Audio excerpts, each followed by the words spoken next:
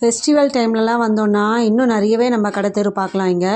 அதுவும் இந்த நவராத்திரி டைம்லலாம் இங்கே வந்து பொம்மைகள்லாம் நல்லா நமக்கு நிறைய விதவிதமாக கிடைக்கும்.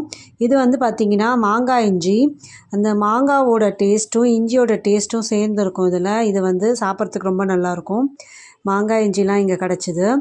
அதுக்கப்புறம் இங்கே பாருங்கள், பக்கத்துலேயே எத்தனை காய்கறி கடை, பழக்கடை நிறைய லைனாக இருக்குது.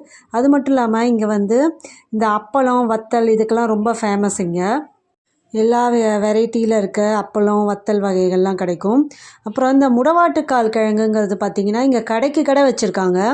இது வந்து முட்டி வலிக்கு இப்போ ரொம்ப நல்லதுன்னு சொல்லிட்டு நிறைய பேர் இப்போ அதை சாப்பிட ஆரம்பிச்சிருக்காங்க. நம்ம சேனலில் கூட அந்த முடவாட்டுக்கால் சூப் எப்படி வைக்கணும்னு சொல்லி அந்த வீடியோ கூட போட்டிருக்கோம்.